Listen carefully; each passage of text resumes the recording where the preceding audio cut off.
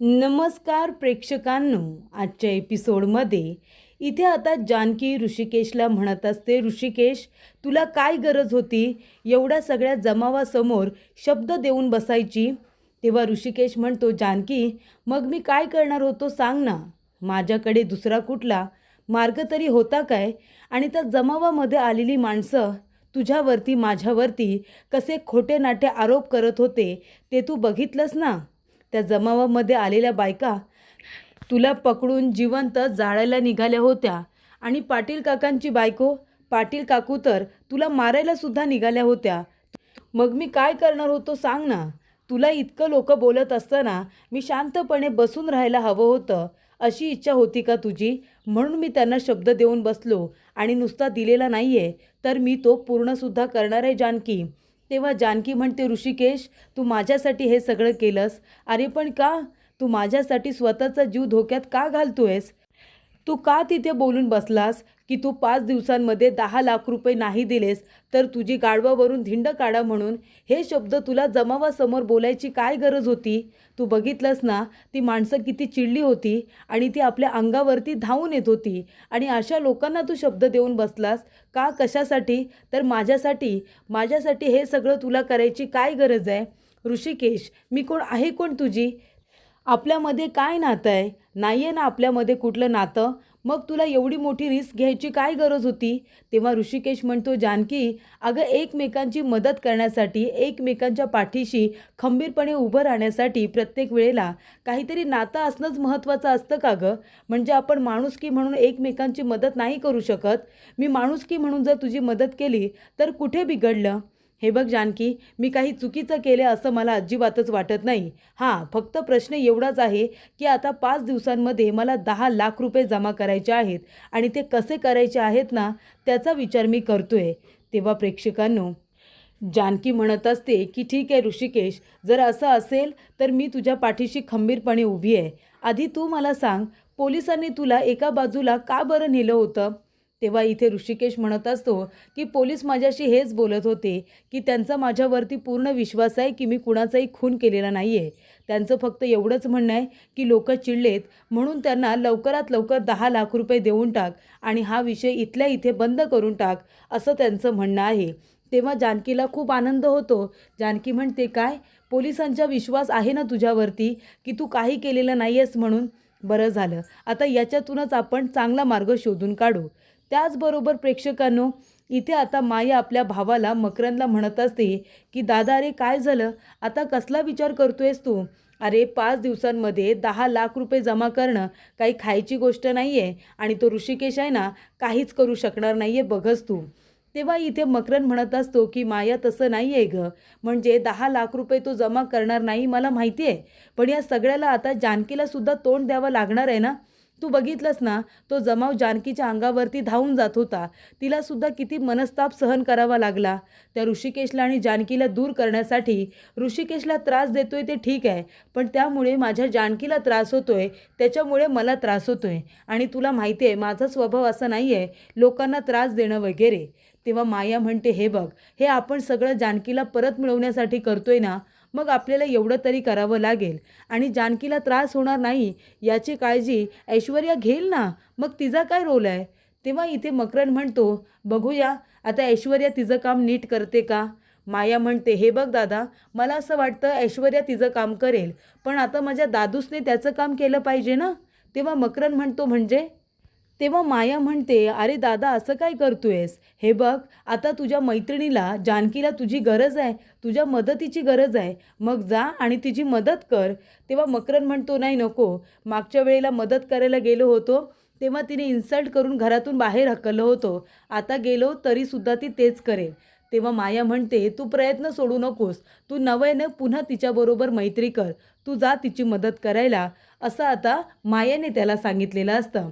तेव्हा इथे मकरंद जानकीची मदत करायला पुन्हा एकदा चाळीमध्ये येणार असतो. एवढं सगळं घडतंय पण मकरंद एक गोष्ट विसरलाय की ऋषिकेश एकटा नाही आहे. ऋषिकेशच्या पाठीमागे नानासाहेब रणदिवेसारखा बाप आहे जो खंबीरपणे त्याच्या पाठीशी उभा आहे. ऋषिकेश कुणी लेचापेचा माणूस नाही आहे, तो सुद्धा एका चांगल्या खानदानातला श्रीमंत घरातला मुलगा आहे आणि म्हणूनच इथे आता नानासाहेब रणदिवे ऋषिकेशच्या घरी आलेले असतात। ऋषिकेश घरामध्ये नसतो, पण जानकी मात्र असते। तेव्हा इथे दरवाजा नॉक केल्यानंतर जानकी दरवाजा उघडते, नानासाहेब रणदिवेंना बसायला खुर्ची देते, त्यांना प्यायला पाणी देते।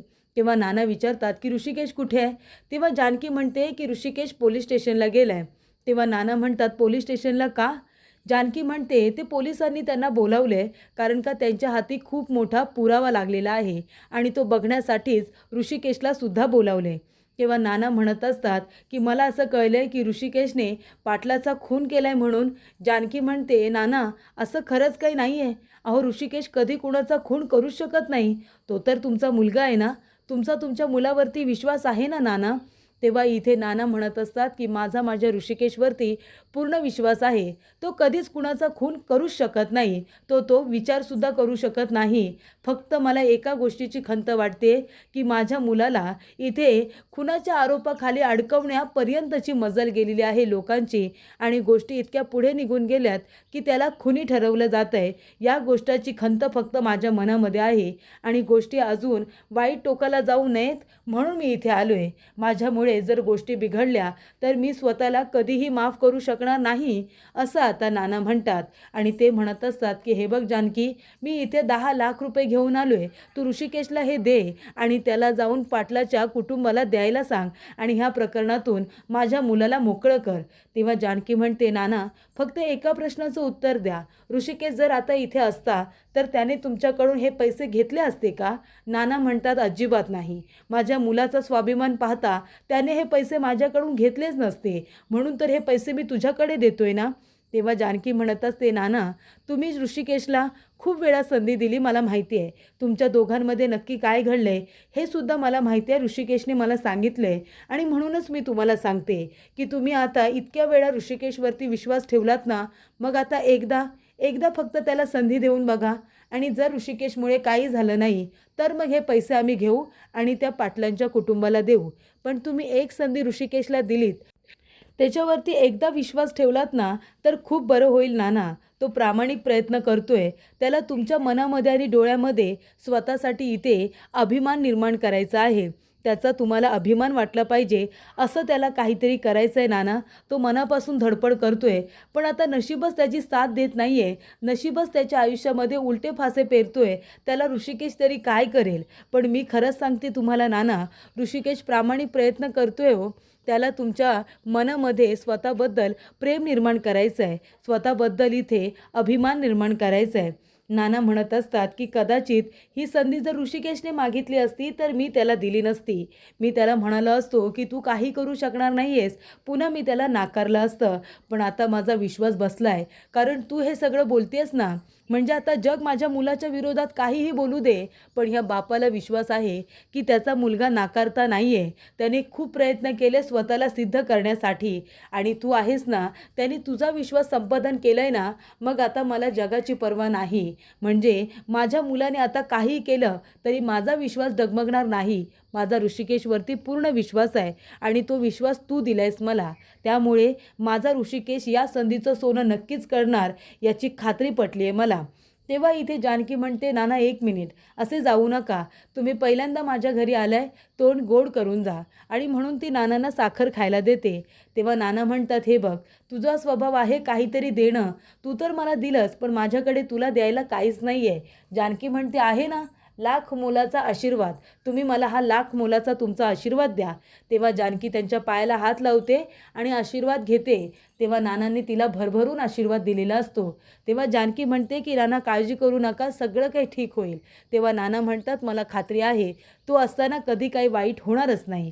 तेव्हा प्रेक्षकांनो, ऐश्वर्या आपल्या डॅडाला फोन करते आणि म्हणत असते डॅडा अहो कुठे आहात तुम्ही लवकर घरी या, मला तुम्हाला आनंदाची बातमी सांगायची आहे। तुम्हाला माहिती आहे का, तुमचा दुश्मन ऋषिकेश, त्याला मी एका खुनाच्या आरोपाखाली चांगलं अडकवलंय, तुम्ही लवकर या, मला ही न्यूज कधी एकदा तुमच्याबरोबर शेअर करते असं झालंय। तेव्हा प्रेक्षकांनो, इथे आता डॅडाला अभिमान वाटेल असं मी काहीतरी केलंय असं ऐश्वर्याला वाटत असतानाच तिथे कावेरी येते आणि कावेरी येऊन म्हणते ऐश्वर्या अगं काय हे, म्हणजे मुळशीमध्ये जो काही आता राडा सुरू आहे, तमाशा सुरू आहे, हा सगळा तुझ्यामुळे सुरू आहे. तर त्या ऋषिकेशला विनाकारण या संपूर्ण प्रकरणामध्ये तू का अडकवतेस? हे सगळं करून तुला काय मिळतं ऐश्वर्या? तेव्हा ऐश्वर्या म्हणत असते, समाधान. हो मामा, मला समाधान मिळतंय. तेव्हा इथे कावेरी म्हणते, काय अगं काय बोलतेस काय तू? ऐश्वर्या म्हणते, हो मामा, आधी हे करण्यामध्ये ना मला इंटरेस्ट नव्हता, पण आता या सगळ्यामध्ये मला डबल इंटरेस्ट आहे. बघ ना, एक म्हणजे मी एक डील करते असं समज. कावेरी म्हणते, डील कसलं? तेव्हा इथे ऐश्वर्या म्हणत असते की ममा, मला माझं इथे रेस्टॉरंट सुरू करायचं आहे, त्यासाठी मला मॅकची मदत लागणार आहे. मग आता त्याला पर्सनल लाईफमध्ये मदत करून मी मॅकची मदत मलासुद्धा करून घेणार आहे. आणि महत्त्वाची गोष्ट म्हणजे तो ऋषिकेश माझ्या डॅडाचा दुश्मन आहे ना, तो माझ्या डॅडाला त्रास देत असतो. मग एका बाजूला त्या ऋषिकेशला त्रास देऊन मी माझ्या डॅडाचा बदला घेते ना ममा. तेव्हा कावेरी म्हणते, काय त्याचं आयुष्य उद्ध्वस्त करून तू तुझ्या डॅडाचा बदला घेतेस, याला काय म्हणतात गं? तुझ्या वडिलांनी सुद्धा त्या लोकांना काही कमी त्रास दिलेला नाही आहे, पण कधीच ऋषिकेशने तुझ्या डॅडाला कुठल्या ह्या प्रकरणामध्ये अडकवलं नाही आहे किंवा त्यांना मारण्याचा प्रयत्न केलेला नाही आहे. आणि तू हे काय करतेस गं? मला असं वाटलं होतं की तुझे डॅडा चुकतात तर तू त्यांना सल्ले देशील, त्यांना चांगला मार्ग दाखवशील, पण इथे तर तू सुद्धा तुझ्या डॅडाच्या पावलावरती पाऊल टाकून त्याच दिशेला चालली आहेस. तुला हे सगळं करताना लाज वाटत नाही आहे ऐश्वर्या? अगं काय वागतेस ते तुझं तुला तरी कळतंय? तेव्हा ऐश्वर्या म्हणते, ममा हे बघ, तू आता मला लेक्चर देऊ नकोस हा, उगाच बोर करू नकोस. त्या ऋषिकेशला तेच हवं आहे. तेव्हा इथे कावेरी म्हणत असते, एक गोष्ट लक्षात ठेव ऐश्वर्या, तू हे जे काही वागतेस ना, नशिबाचे फासे जर पलटले ना तर ते तुझ्यावरतीच उलटतील. अगं त्या लोकांना त्रास देता देता स्वतः मात्र खड्ड्यात पडली नाहीस ना, म्हणजे मिळवलं. ऐश्वर्या म्हणते, मामा असं काही होणार नाही आहे, उगाच तू मला घाबरवू नकोस आणि बोर करू नकोस. तेव्हा कावेरी म्हणते, खरं तेच बोलते मी ऐश्वर्या. अगं एका बाजूला तू जो काही मार्ग निवडला आहेस ना, तो अत्यंत चुकीचा आहे. तुझ्या वडिलांच्या पावलावरती पाऊल टाकून तुला त्या मार्गाने जायची खरंच काही गरज नाही आहे. त्या ऋषिकेशला अडकवण्यामध्ये ना स्वतः या प्रकरणात नाही अडकलीस ना, म्हणजे मिळवलं. माझे शब्द लक्षात ठेव. तेव्हा प्रेक्षकांनो, इथे इन्स्पेक्टर साहेबांनी ऋषिकेशला बोलवलेलं असतं, कारण त्यांच्या हाती एक CCTV फुटेज लागलेलं असतं आणि ते खूपच महत्त्वाचं फुटेज आहे प्रेक्षकांनो. त्याच्यामध्ये जेव्हा इथे मकरंद मास्कमॅन बनून तिथे पाटीलला मारायला गेलेला असतो आणि तो पाटीलला मारू शकत नाही, तेवढ्यातच तिथे माया आलेली असते आणि मायाने मागून पाटीलच्या डोक्यामध्ये काठीने फटका मारलेला असतो आणि त्याचा जीव घेतलेला असतो. तेव्हा प्रेक्षकांनो, इथे आता ऋषिकेशची उंची आणि मकरंदच्या उंचीमध्ये फरक असतो, हे सुद्धा ऋषिकेश सांगतो. आणि तो म्हणतो की ही मुलगी तर जानकी नाहीच आहे, तुम्ही बघा ती जानकी वाटतच नाही आहे. पण मायाचा चेहरा दिसत नसतो, कारण तिची बॅक साईड असते. त्यामुळे इथे आता इन्स्पेक्टर साहेब म्हणतात की हे बघ ऋषिकेश, मला माहिती आहे की ही जानकी नाही आहे आणि हा माणूस तू नाही आहेस, पण लोकांना काय वाटतंय की तू एक मुलगा आहेस आणि तुझ्याबरोबर असणारी ती मुलगी म्हणजे जानकी आहे आणि तुम्ही दोघांनी मिळून या पाटीलला मारले. पण हे बघ, मला फक्त तुला एवढंच सांगायचं आहे की या संधीचा ना कुणीतरी फायदा उचलून तुला फसवण्याचा प्रयत्न करतोय. माझा विश्वास आहे की तू काही केलेलं नाही आहेस, पण ह्या प्रकरणामध्ये कुणीतरी नक्कीच अशी व्यक्ती आहे जी तुला अडकवण्याचा प्रयत्न करते. त्या व्यक्तीला माहिती होतं की पाटीलला तुला 10 लाख रुपये द्यायचे आहेत आणि एवढी मोठी रक्कम कदाचित तुला द्यायची नसेल, म्हणून तू पाटलाचा खून केला आहेस. अशा प्रकरणामध्ये तुला अडकवलं जाते. तुझी कुणाशी दुश्मनी वगैरे आहे का जो तुला याच्यामध्ये अडकवू शकतो? तेव्हा ऋषिकेश म्हणतो, साहेब आता कोणी असा दुश्मन आहे मला आठवत नाही आहे, पण मी तुम्हाला एक शब्द देतो, मी खरंच असं काही केलेलं नाही आहे. इन्स्पेक्टर साहेब म्हणतात की माझा विश्वास आहे. तेव्हा ऋषिकेश म्हणतो, थँक्यू सो मच, तुम्ही माझ्यासाठी एवढं सगळं करताय आणि तुमचा विश्वास आहे की मी काहीच केलेलं नाही आहे. तेव्हा इन्स्पेक्टर साहेब म्हणतात, ऋषिकेश अरे माणसं ओळखायला आम्हाला येतात, तुझ्याकडे बघूनच वाटतं तू कधीच कुणाचा खून नाही करू शकत. त्यानंतर प्रेक्षकांनो, इथे आता सारंग म्हणत असतो की नाना काय झालं, तुम्ही दादाला पैसे दिले का? तेव्हा नाना म्हणतात, नाही ना, पैसे मी नाही दिले, घरी गेलो होतो. ऋषिकेश घरामध्ये नव्हता, पण जानकी होती. जानकी म्हणाली की ऋषिकेश असतात तर त्याने पैसे घेतले नसते, मग मी सुद्धा पैसे घेणार नाही आहे. आणि ती म्हणाली आहे की तुम्ही ऋषिकेशवरती विश्वास ठेवा, तुम्ही त्याला एक संधी द्या, 5 दिवसांमध्ये तो नक्कीच 10 लाख रुपये उभे करेल, माझा विश्वास आहे, तो प्रामाणिक प्रयत्न करतोय, तुम्ही फक्त त्याला आशीर्वाद द्या आणि त्याच्या पाठीशी खंबीरपणे उभे राहा. तेव्हा इथे नाना म्हणत असतात, आणि ती संधी मी ऋषिकेशला दिली आहे. तेव्हा सारंग म्हणतो, आणि जर 5 दिवसामध्ये 10 लाख रुपये जमा होऊ नाही शकले तर मग काय करायचं नाना? तेव्हा नाना म्हणतात, मग आपण हे 10 लाख रुपये ऋषिकेशला जाऊन देऊ आणि मग त्या पाटीलच्या कुटुंबाला परत करू. पण तोपर्यंत मी एक संधी ऋषिकेशला देणार आहे आणि तुम्ही दोघे जणसुद्धा भाऊ म्हणून ऋषिकेशच्या पाठीशी खंबीरपणे उभे राहा, त्याला मदत करा. आणि हे बघा, जरीसुद्धा तुम्ही काही करू शकलात नाही ना, तरीसुद्धा मला एका गोष्टीचा खूप अभिमान असेल की शेवटपर्यंत माझ्या तिन्ही मुलांनी प्रयत्न केले पैसे जमा करण्यासाठी आणि मग ती गोष्ट अभिमानाने मी सगळीकडे आयुष्यभर मिरवेन.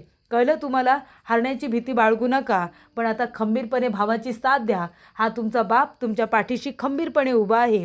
तेव्हा सौमित्र म्हणतो, ठीक आहे नाना, तुमचा जर एवढाच विश्वास असेल ना तर आम्ही दादाला परिपूर्ण मदत करू. आणि आता तर तुम्ही आमच्याबरोबर आहात, तुमचा आशीर्वाद आमच्या पाठीशी आहे, म्हणजे आम्हाला आता कुणाचीच भीती नाही आहे, असं सारंग म्हणतो. आणि त्यानंतर सौमित्र आणि सारंग दोघेजण ऋषिकेशला मदत करण्यासाठी, त्याच्या पाठीशी खंबीरपणे उभं राहण्यासाठी आता तिथे गेलेले असतात. तेव्हा प्रेक्षकांनो, कावेरीने घाईघाईने इथे नानांना फोन केलेला असतो. तेव्हा नाना म्हणतात, हां बोला. नानासाहेब रणदिवे बोलतोय. तेव्हा कावेरी म्हणते, नानासाहेब मी कावेरी बोलते, मी तुम्हाला महत्त्वाचं सांगायला फोन केला आहे. आपल्या ऋषिकेशचा जीव धोक्यात आहे नानासाहेब, ऋषिकेशचा जीव धोक्यात आहे. तुम्ही याच्यामध्ये ऋषिकेशला वाचवा. ऋषिकेशची काही चूक नाही आहे, त्याला अडकवण्याचा प्रयत्न केला गेला आहे. तेव्हा इथे नाना म्हणतात, हे सगळं कुणी केलं आहे? सयाजीने केलं आहे का? तेव्हा कावेरी म्हणते, ते मला माहीत नाही, मी तुम्हाला आता ते सगळं सांगू शकत नाही. फक्त एवढं सांगते की ऋषिकेशवरती विश्वास ठेवा, त्याने काही चुकीचं केलेलं नाही आहे आणि त्याला वाचवा, या प्रकरणातून बाहेर काढा. मला फक्त 2 कुटुंबामध्ये भांडण नको आहे आणि दोन्ही कुटुंब सुखी राहायला हवेत, म्हणून मी तुम्हाला फोन केला आहे. काही मदत लागली तर मला तुम्ही नक्की फोन करा, मी तुम्हाला मदतही करेन. तेव्हा नाना म्हणत असतात, कावेरी ताई, मला माहिती होतं, तुम्ही नसतं सांगितलं ना तरी मला माहिती होतं की कुठे ना कुठेतरी या सगळ्यामध्ये सयाजीचा हात आहे, पण मला पुरावा नव्हता म्हणून मी गप्प बसलो होतो. पण तुम्ही आम्हाला फोन करून सत्य सांगितलं, हेच आमच्यासाठी खूप आहे. आणि काळजी करू नका, ऋषिकेशला काही होणार नाही. या प्रकरणातून ऋषिकेशला मी सुखरूपरित्या बाहेर काढेनच. पण त्या सयाजीला सांगा, त्याने जरी माझ्या मुलाला फसवण्याचा प्रयत्न केला ना तरीसुद्धा माझा ऋषिकेश एकटा नाही आहे, हा त्याचा बाप त्याच्या पाठीशी खंबीरपणे उभा आहे, हे सुद्धा त्या सयाजीला सांगा, असं इकडे नाना कावेरीला म्हणत असतात. तर मायाने सांगितल्याप्रमाणे इथे आता मकरन जानकीबरोबर बोलण्यासाठी परत तिच्या घरी आलेला असतो. तो दरवाजा नॉक करतो. तेव्हा जानकी म्हणते, ऋषिकेश अरे किती वेळ? बघते तर काय मकरन असतो तिथे. मकरन म्हणतो, हाय जानकी. तेव्हा जानकी म्हणते, मकरन तू इथे काय करतोयस? कशाला आलायस तू इथे? मी तुला सांगितलं ना मला तुझ्याशी बोलायचं नाही आहे म्हणून. तेव्हा मकरन म्हणतो, जानकी हे बघ, मी तुला इथे मदत करायला आलो आहे. जानकी म्हणते, मकरन मी तुझ्यासमोर हात जोडते, प्लीज मला तुझी कुठलीही मदत नको आहे, तू प्लीज जा ना इथून. तेव्हा मकरन म्हणत असतो की जानकी प्लीज एकदा ऐकून घे ना माझं. जानकी म्हणते, सांगितलं ना काही ऐकून घ्यायचं नाही आहे म्हणून.